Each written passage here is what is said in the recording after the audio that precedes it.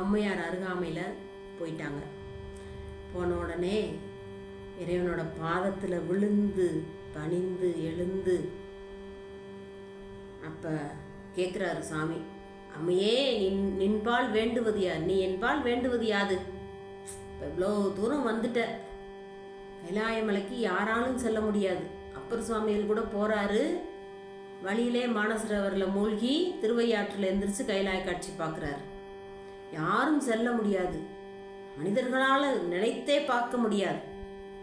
அப்பேற்பட்ட கைலாயமலைக்கு நேரடியாக சென்று இறைவனை பார்த்து விழுந்து வணங்கி அப்போ இறைவன் கேட்குறாரு, அம்மையே நீ அன்பால் வேண்டுவது யாதுன்னொடனே அப்போ தான் சொல்கிறாங்க, இரவாத இன்ப அன்பு வேண்டி பின் வேண்டுகின்றார். அப்பா, உன் மேலே எனக்கு என்னைக்குமே இரவாத அன்பு இருக்கணும்.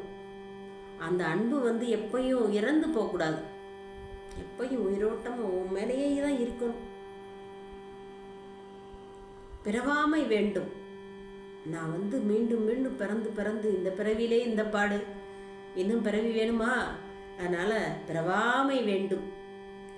மீண்டும் பிறப்பு உண்டேல் உனையென்று மறவாமை வேண்டும். அந்த பிறவாமை வேண்டும்னு கேட்டுட்டு நம்ம அருளாளர்கள்லாம் தான் மீண்டும் நம்மளோட வினையின் காரணமாக பிறவி இருந்தால் உனை என்றும் மறவாமை வேண்டும். உன்னை மறக்கக்கூடாது. இன்னும் வேண்டும், அறவா நீ ஆடும்போது உன் அடியின் கீழ் இருக்க என்றார். நீ மகிழ்ந்து ஆடுவே இல்லையா? அப்படி ஆடும்போது நான் உன்னோட திருவடிக்கு கீழேயே இருக்கணும். இதை மட்டும் நீ எனக்கு கொடு. நாமெல்லாம் கைலாயமலைக்கு தப்பி தவறி போயிட்டோம். சிவபெருமான் அங்கே இருக்காரு. நம்மளை என்ன வேணும்னு கேட்டாருன்னா என்னென்ன வேணும்னு கேட்போம்னு நமக்கே தெரியாது. அவ்வளோ லிஸ்ட்டு போட்டு கேட்போம். அம்மையார் அப்படியா கேட்டாங்க? இரவாத இன்ப அன்பு. அதான் மாணிக்கவாசகர் சொல்வார், பேரா அன்பு, பெரியா அன்பு, சாயா அன்பு. அன்புக்கு ஒரு பட்டியலே போடுவார். உன் மேல இருக்க அன்பு எப்பவுமே சாயக்கூடாது.